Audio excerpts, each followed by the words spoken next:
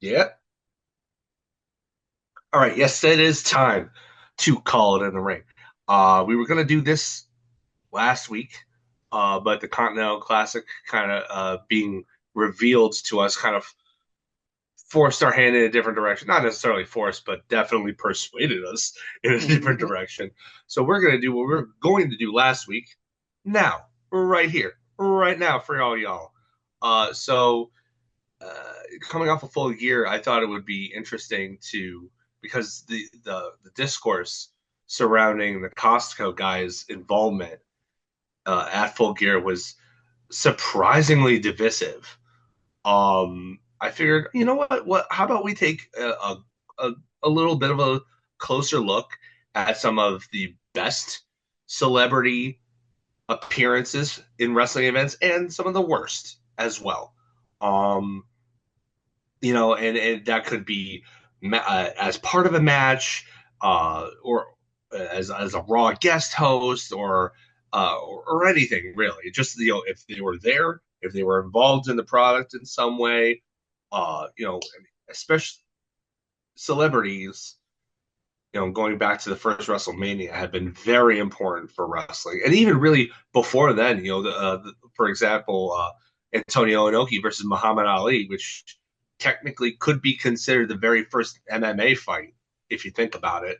Yeah. Boxer versus wrestler. It took place, I think, in 1975, 79, something along Something like somewhere in that, there. yeah. But it predates Vince Jr.'s takeover of WWF by a good margin. So, like, celebrity involvement in wrestling has always had a place. But obviously, with Vince McMahon and WrestleMania and stuff like that, it came to take on a greater focus in building wrestling into what it is today. So they're kind of inextricably linked, whether people like that or not. And the success to which it helps is varying. And you don't really even, honestly, sometimes understand the impact that it's had until long after the fact. So I feel like, if something's egregious, yeah, call it out initially, right then and there. But if it could go either way, sit on it a little bit, see how the impact kind of unfolds. Um, there are a lot of people we could talk about. Uh, one of the first, one of the people that I want to make sure that we get in here though is possibly the one who got involved with it the heaviest and dove into it head first, Andy Kaufman. Mhm. Like, Andy Kaufman went completely method on it. Like, and this again was long before Vince Jr. This was in the Memphis territory in the 70s when Lawler was young and on top of Yeah. the world. He was almost as young as the girls that he dated at that Oh. point. Yeah, we're going there. Grown. We're controversial. Mhm. No, but seriously, I don't think anybody in the history of celebrities in professional wrestling is ever going to match what Andy Kaufman did. He fooled everybody. He Mm, fooled the boys. He fooled the audience. He fooled David Letterman. Like, he almost fooled Lawler, who he was yeah. actively working with, who was the only one who was really in on it. Aside, I mean, he was the promoter too, so it was really kind of only him. And Yeah. he was working Lawler half the time. Nobody went all in on it like Andy Kaufman did. Hmm. He was somebody who was controversial. It was somebody who blurred the lines to a point where people were really, really irritated with him. But like, he was a performance artist, man. He was just a performance artist bringing his brand of performance art to this other brand of performance art. Hmm. Like, he understood it in such a way that eclipses, I think, even a lot of people who were in the business because he saw it for what it really was. Yeah. Where people, he entered this world of kayfabe where everybody took it so, so seriously. And he took it so, so seriously, but from the angle of, yeah, this is a work, baby. I'm going to work everyone. He was brilliant. absolutely brilliant, and probably doesn't even to this day. Even they made a movie about him. Hmm. They made Man on the Moon about him, starring Jim Carrey, and to this day, I don't think he gets the credit he deserves for helping wrestling the way that he did, because he helped legitimize it, because he took it so very seriously. Hmm. Yeah, I mean, and he was like, there were certain of those women that he was really fighting, like really off the street. He was picking girls he thought he could beat up, and he was really doing it. Yeah, And then he was working everybody past that point. Once he got a name going, he kind of worked the hell out of everybody. I mean, perfect example of a celebrity coming in and respecting the business and leaving it better yeah. afterwards. Even if he left everybody irritated in his wake. That's the best part. Yeah, right. Back when he could have, like, I mean, he did all that back when he could have legitimately been stabbed because Yeah, fans got that heated back then. Like, I mean, especially in Memphis. oh It's yeah, like Memphis if was you a, were work if you were working in Memphis or Puerto Rico, there was a very good chance you were getting stabbed if mhm, you were a heel yeah, and you worked that well. a Like, better than average chance for sure. yeah, Yeah. So, yeah, I mean, Andy Kaufman definitely goes on this list as far as yeah, people who did right by us. yeah. Um, Who do you think was another good one? Another good one. Another good one. Then we'll switch to I that. mean, we'll go into the WWE era or the WWF era. Cyndi Lauper was fantastic for this bit. Oh yeah. Why is she not in the Hall of Fame already? I don't know, but as far as bringing the business to national exposure and basically facilitating the success of WrestleMania 1, we have Cyndi Lauper to thank. She was putting wrestling superstars in her videos. She was super popular. She was bringing this shit to MTV. She was Yeah. taking wrestling and turning it from something that your grandpa watched into something that everybody watched. I Yeah, mean, honestly without too, her, I don't think anything is near as good as it is now. her pop star status was probably second only to Madonna at that point. Hmm. She was an enormous worldwide star. Hmm. Like to have that kind of uh, endorsement, I mean that was enormous. You know that pairing with MTV would not have worked. I mean, it would have worked, but it wouldn't have worked Hmm. nearly as well without Cyndi Lauper's involvement. Yeah. You were absolutely 100% on the ball with this one. Yeah. See, 100%. not only was it like somebody super huge that people paid attention to who was paying attention to wrestling, thus making the people who paid attention to them pay attention to wrestling, it was also somebody who was, because like they could have done this with like, like, okay, let's say Liberace, who also performed at WrestleMania 1. Yeah. Um, they could have done this with only him, and even if they had the partnership with MTV in the same way, just with him, it wouldn't have done it. They had to have somebody in the partnership in between WWF and MTV who could swing a big enough stick and be like, look, you will pay attention to this. You will not treat it like a joke. You will be serious about this because I'm serious about this. And she took it seriously. She had a heck of a good promo for being like a very diminutive little Yeah. fireball that she was. I mean, just the like a lot like Kaufman, wrestling would not be in the position it is today without her. 100%. And I don't think that MTV would have taken the deal or the partnership as seriously without her either.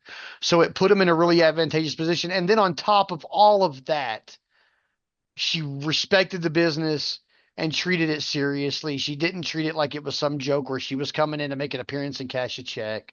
Oh, she She got it, man. she understood the assignment, and yeah, so that's definitely my number one for sure.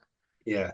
Uh, uh, uh, Fun fact: my dad still to this day harbors a crush, little celebrity crush on Cyndi Lauper. I mean, I have my own, so I can't hold it against Yeah, him. I can't But hold it like, against him. I mean, I just think it's funny. Mhm. My mom thinks it's less funny. Uh, uh, going over to the worst celebrities. Oh man. Um, for a second, I honestly think that, man, as much as I get why they included him, but Kevin Federline, man, oof, oof, boof. Okay, so for our audience, I don't know how young our audience skews. We get numbers, we don't get demographics. No. So if you were a younger viewer, probably somebody younger than say 30? 25, 30, maybe even. Yeah. Kevin Federline was one of Britney Spears' backup dancers who wound up just kind of marrying her and just kind of on a whim and uh, having a couple kids with her. He was, I think he got the bad press he did mostly out of jealousy because Britney Spears was still super hot as a pop star. You know, her star was still kind of, and probably not on the rise, but it was still high in the sky. Hmm. And I think a lot of it came down to like, why is she with him? That whole jealousy, that parasocial jealousy thing. That being said, um, this guy parlayed that into an album that he tried to sell off of an awful single that tried to I don't know what Popozão meant. It was supposed to be Portuguese for something, but I don't know what it was, and it was awful. It was like ear cancer. But to promote, I believe, to promote this album, he went and had I think it was a 2 week stint on Raw, and they set it up the first week that the next week he would have a match with John Cena. And this was when Ugh. John Cena was still kind of popular and not quite as divisive as he was. So people were really interested in seeing Kevin Federline get the crap kicked out of him. Yeah. Unfortunately for John Cena, he was in a feud with Umaga. And Umaga came and laid him out. And Kevin Federline has a pinfall victory over John Cena. Oh. And it never really was answered.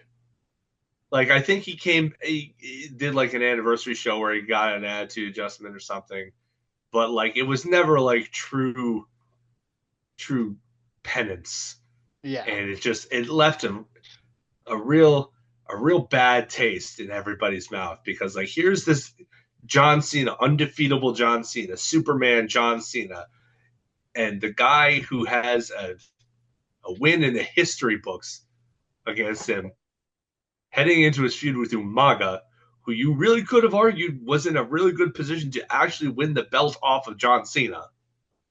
Umaga doesn't have a win against John Cena, but you know who does? Kevin Federline. Ugh. It was bad. It was real bad. Yeah, it was Uh, super bad. uh I just no disrespect to Kip Sabian or Penelope Ford. It was super bad in the bad way, not in the good way. Oof. That when I think of bad celebrity involvement, that's what immediately comes to mind for me. What about yourself? I don't want to talk about this asshole. Well, God I'm damn going to that have asshole. to insist. Uh, the worst celebrity involvement with wrestling ever is Donald fucking Trump. I mean, not just the fact that Yeah, it was him, but it's a hair versus hair match that you know he's not going to lose. We knew off yeah, top he was not going to lose this match. But then, not only that, but they make his adversary in said hair versus hair match Vince, who they then shave his head for what is arguably the worst haircut. Then 2 weeks later, covered by a toupee ever. But it gets worse because the two wrestlers across the ring from one another are Umaga, who is the only good thing about this feud, and the suction cup of all charisma, Bobby yeah. Lashley. I, Bobby Lashley is better now than he was back then, and he's still a black hole of charisma. yes. So let that sink in. Yes. So I 100% hated this. I thought it was the absolute worst thing to ever happen in wrestling. And if I'm not mistaken, Mango Mussolini is in the Hall of Fame, is he not? I don't think they pulled him. I don't think Nobody's they in pulled there. him. Yeah. Yeah, So the fact that he's in there, but our aforementioned wonderful and lovely Cyndi Lauper is not, makes it even more fucking egregious. yeah, Like I hated this when it happened. It was way before this man thought about becoming president, but now in hindsight, it's even worse yeah. because of all the This Vince is, crap. Like I can only imagine you know, the feeling amongst the women backstage on the night that Vince and Donald Trump were in the same fucking building. I Ugh. so I I crawl and I have a penis. I wholeheartedly agree with you that in hindsight it's even worse. I also agree with you that I did not care for it when it happened, but we are not we're not alone in that, No. but we're also not the only ones who feel a certain way about it. The opposite was clearly true because that WrestleMania 23 buy rate was through the roof. Yeah. Like, obviously, on the back of that match, it did add to the card a whole bunch of viewers that they probably wouldn't have had, which sucks in Hmm. hindsight. But, like, it, the involvement was bad, but the results is what they wanted. So I feel Yeah. dirty. And that's all I'm going to say about that. Yeah. So that's where we're at. I mean, it's kind of for me, it's a Logan Paul situation. It's like, yeah, it gets eyes on the product, but at what cost? What cost, man? And that's not at this point. That's not a Vince McMahon call anymore. That's No, a it's Triple H not. call. Well, probably a Nick It's Khan a I call, would bet but it's a TKO call overall. yeah. Um, Ugh, for God. them to say they have no hand in it and Paul's just running things with Nick Khan, I don't fucking believe that for a second. Yeah. Especially not with The There's Rock a lot of sitting on people their making these board now. decisions. The Rock sits on their board now. Yeah. I guarantee the overarching company of TKO has a hand in what's going on in WWE now, Yeah. especially with the stuff that we're seeing, like some of the stuff I'm seeing happen. Like, and now there's, please God, don't let it be true, but there's a rumor that Jake Paul's going to show up over here now. Ugh, There's we don't only need so that. much, guys. There's only so much I can take before this becomes an all AEW podcast. Yeah. There, like I love what I'm seeing on WWE right now, but there is only so much that I will put up with in my own morality before I'm like, I cannot, in good conscience, watch this shit. Yeah. There's a line for everybody. Yeah. Everybody has one. So if I that ever happens in the future, guys, remember y'all were warned. Those of you who do like to listen to us for your WWE reviews, I really appreciate you. You're listening. I love having you here. Maybe I'll find some alternate way to cover the content where I wouldn't have to watch certain things. But honestly, I there are rumors about things that might happen that I'm like, okay, there's a line here, and we're definitely going to step over it with me personally, and that's just me personally. I'm not going to begrudge anybody else if they want to watch the Saudi Arabia shows or if they're a fan of Logan Paul. If you want to be a fan of his, cool. But I would He is implore you. irritatingly good in the ring. He is irritatingly good in the ring, and Irritate. it's He is so talented, and I hate it. I hate that he's I hate that talented. he's so good. I hate that he because if he wasn't good, this would be a lot easier. Yeah. But he is good, and so it's irritating because okay, so I will just say this for those of you who are fans of Logan Paul, if you don't want to take my word for it, please do at least go check out the videos about him done by CoffeeZilla, who is one of the most respected financial investigators on the internet. The guy knows his shit. You will see exactly why I don't like Logan Paul and why I don't like his brother either. But I'm not going to tell you you can't be a fan of that person. I will just point you to the stuff that made me not a fan and make you make your own choices. But as far as as far as celebrity involvement goes, like I hate Logan Paul, but I still think Donald Trump was the worst. I mean, Just at this point, we bar can't none. really even call Logan Paul a celebrity.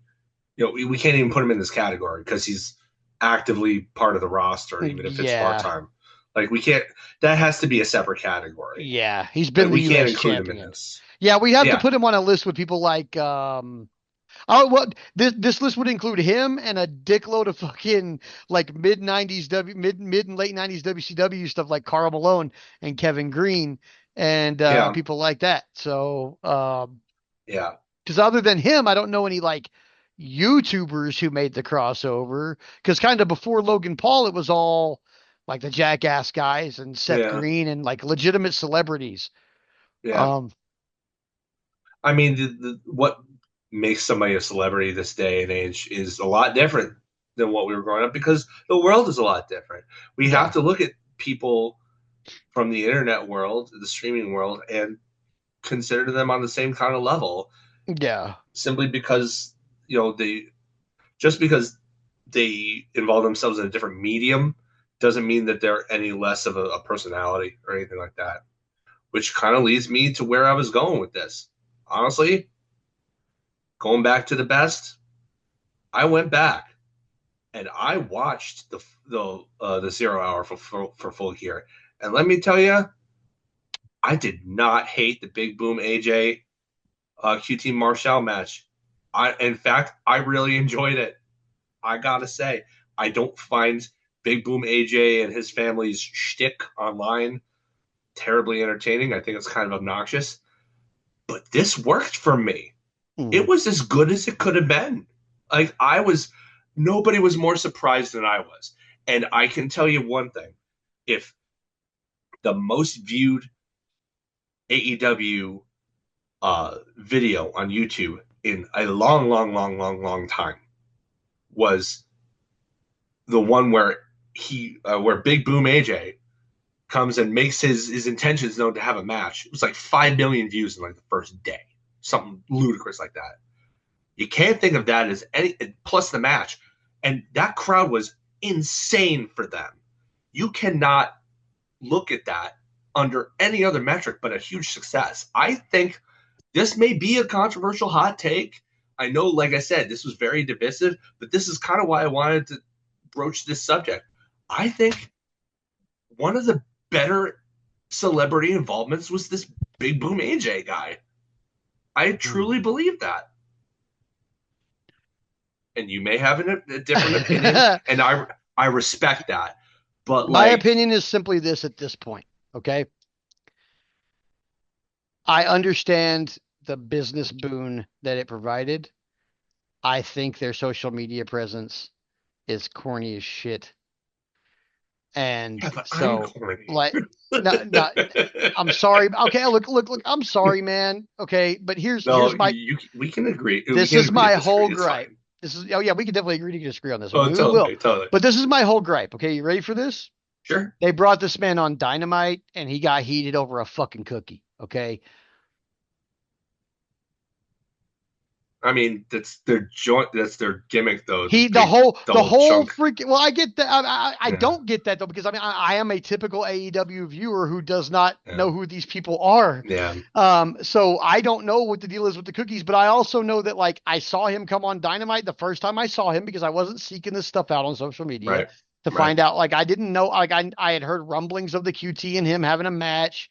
But then he comes on Dynamite and he does this promo, and the promo is like, "We set this match up because you threw the double chocolate chunk cookies." Like, okay, so QT threw some cookies, and you're gonna beat him up now. Did he like crush him up into little particles and like throw them at your freaking kid or No, or the little fat one that I don't think is actually your kid? he's Um, not. The Rizzler is not his kid. No. okay, somebody needs to like check that kid's parents. I'm sorry. That's all I'm going to say about that. I'm not gonna say anything else because I don't want to be an asshole. But somebody No. needs to check that kid's parents. Okay. Um, but really, like we're having a whole match on a pay per view On because he Zero threw a Hour, he cookie. didn't pay And, for like, it. did he throw them at your wife? Did he like spit them in her face? So Did he smack your kid? Like, what did he do to warrant this level of hatred about a chocolate chunk cookie? Like, I'm sorry. Like, okay, so maybe I have worked it into such a ridiculousness in my head that it's now funny, but fuck, man. Like, what the okay. hell? So I'm going to say a couple of things. Number one, wrestling is silly. It is. Okay. Wrestling is silly. Even at its most serious, it's very silly. It's still half naked, oiled up men rolling around on each other. It's very silly. It's very gay. You just have to make your peace with that. Second thing, AEW did not go out of its way again, going back to what I said earlier, they don't they need somebody else running their marketing department because they did not run this the way that they should have. I know it was just for the 0 hour, but like literally all of the development was online and then like 1 or 2 episodes of Rampage. This, which nobody watches. So I had to go digging to find this. So apparently they did like a contract sign. They'd shown up at was it all what was it all in or Mhm. all out? It was all out. No, it was all in. It was all in because of stateside. And wait, which one's the all out? It was all out because it Yeah, was the because it's second all one. in and then all out. Right, all out. Yeah. They were there, and they were just being there, doing like special guest stuff on the 0 hour. Uh, Apparently, he was a wrestler on the indie scene in like the late '90s and early 2000s. Then he retired, but he came up in the scene with QT Marshall, so they were Okay. friends from before. Okay. Fast forward 15, 20 years, whatever it was, and they're doing this stuff with AEW, and QT goes up to Tony Khan and is like, look, he never got his moment on TV to have a match. He didn't, with WWE or anybody else. WCW folded before he could get enough notice from them, too. So uh, he's a friend of mine. They're hot on TikTok right now. It would be, let me have a match with them. It would get a lot of eyeballs. So they set this thing up, and it was like all online where, they played off that friendship, but then, so he signed, they had Big Boom AJ sign like a one night deal with AEW to have a match to fulfill his dream. And then he looks at QT. He's like, "Yeah, we're gonna do this together." Like, oh man, I can't wait. Who are we gonna face? It's gonna be you and me, ride or die. Who's it gonna be? He's like, you didn't look closely at that contract, did you? It's not you and me teaming up. It's you versus me. And that's when he swats the cookies away, and walks off. So Ah, it's okay. so it's and they built it up a little bit over, but it was like very like grassroots. Like they didn't, which makes the views on it even more impressive Hmm. because like they didn't do a good job marketing this and it still got a ton of views and it still got them wicked over in that arena. Hmm. Like it was the Prudential Center, I think. Yeah. They were hot for everything. Everything. And that match was like 12, 15 minutes long, a lot longer than I thought it was going to be. Like, and you wouldn't know it, but I guess Big Boom AJ had a broken foot going into the match. Yeah. That is one thing I I'll didn't say catch it. I in the didn't int catch that. no. In Like, the interest of staying positive, like because I know I've been kind of overtly negative about this whole thing, but in the interest of staying positive, I didn't expect a 48-year-old man with cheek filler to work a match with a broken foot. And yeah, so, and I know just from a referee standpoint what it's like to work hurt. The fact that you've been out of the ring for 20 years and worked with a broken foot, and from everything I hear, because I didn't watch the match, but everything I hear had a really good match with QT Marshall. yeah, Good on you. If you hear this, bro, good on you. I'm not hating just to hate, okay? Like I didn't understand the build. I don't understand your stick. I'm not a big fan of it, but I'm not one to be like, we don't like we were talking about last week. We don't just denigrate people who are talented just to denigrate them. No, yeah. you are talented, and working with a broken foot is a hell of a task I because can't even imagine. everything, dude, it's everything. Like literally Yeah, everything he did had to be nerfed by that broken foot because that's everything you do, whether you're just bumping stand. or not. It all involves your feet. And the way Yeah, you place your foot placement is always very important. And to do so with a broken foot, props. and to not give it away. He no sold it like crazy. Like I didn't know that. I just Yeah, found I that saw a out lot of because people he saying that. Like, I didn't know he had a broken foot. He couldn't have told, nobody you know, knew. He didn't tell anybody because he was worried that it would have but blown they his would have chance said to have the no. match. Yeah, And yeah. like, I mean, I hope he really didn't exacerbate things for himself. but I wouldn't have been able to tell. No. Like I thought honestly did an excellent job. Yeah. Excellent job. By all accounts, that's what I hear, and I got to give him props for working on a broken limb. Yeah. I mean, that's fucking hard, man. It is. Working on an injury is hard. Yeah. A break. I've never worked on Especially anything broken. there's so many Oh, bones in your foot too. So oh like even yeah. if one is broken, like it just affects all of the other ones. And it's just Oh, yeah. ugh. Ugh. I can't even imagine how painful that must have been. And he put the smile on his face and went out there and wrestled a 15-minute match. Yeah. Unreal You know what? toughness. To his credit, I'll give the guy points for honesty because he straight up told everybody that he broke his foot in a workout the day before. Yeah. I would have totally played that shit off and said I broke my foot in the ring, so Tony Khan paid for whatever it was. No, Which I'm yeah. sure he still probably will because Tony Khan, by all accounts, is an extremely kind and nice person.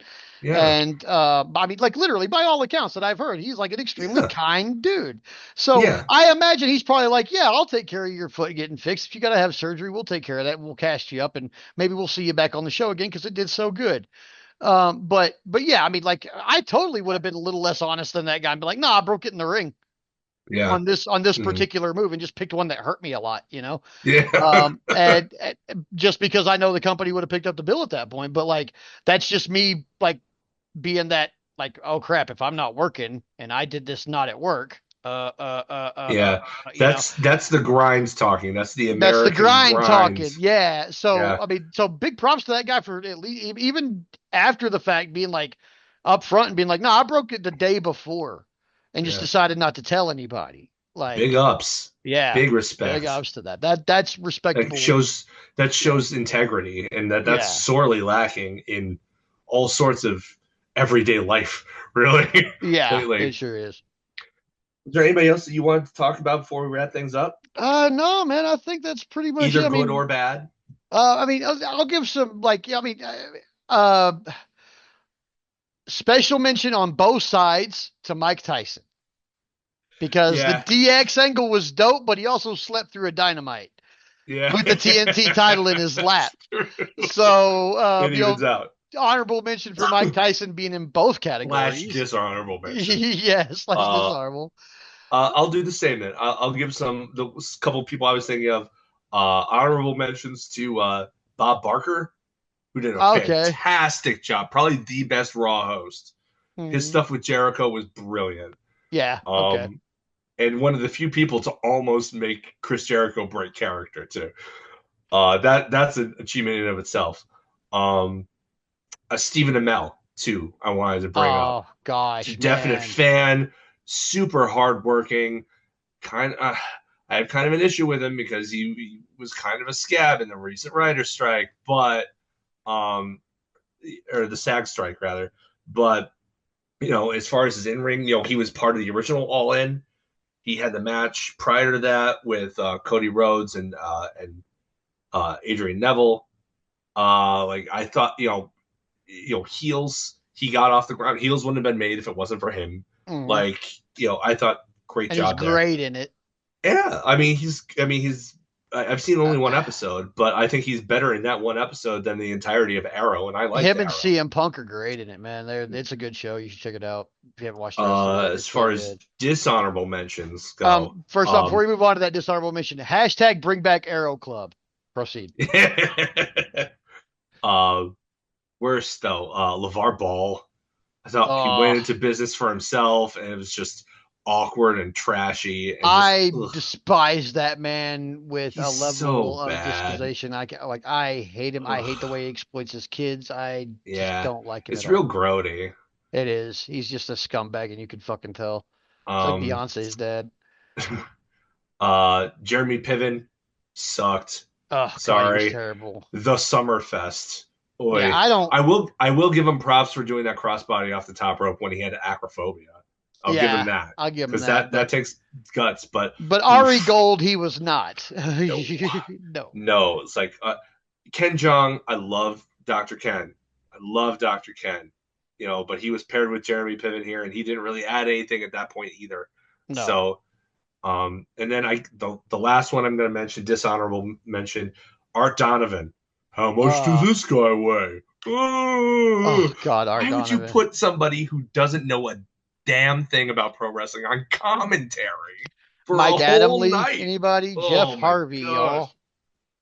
God. Ugh. And you know what? You know what still was so bad about that? When they brought Mike Adamle on, here's my last dishonorable mention. When they brought Mike Adamle on, I was like, I love American Gladiators. This is gonna Me be too. I awesome. thought it would be great. And then Jeff Harvey. That's that literally all that's all I remember.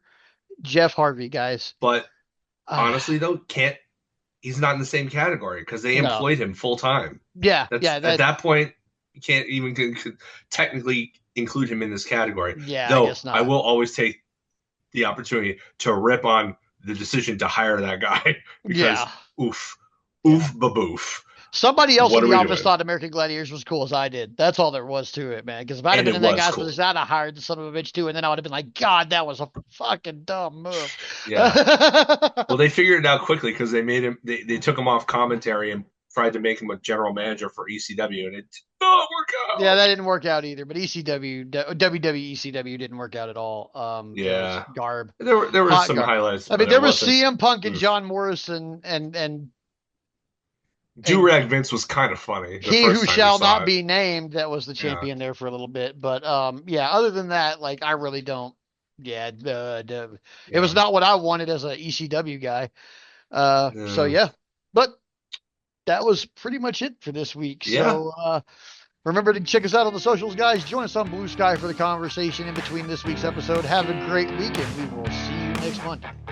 Yeah. Come back and join us next week, and we'll talk about whatever we feel like. As always.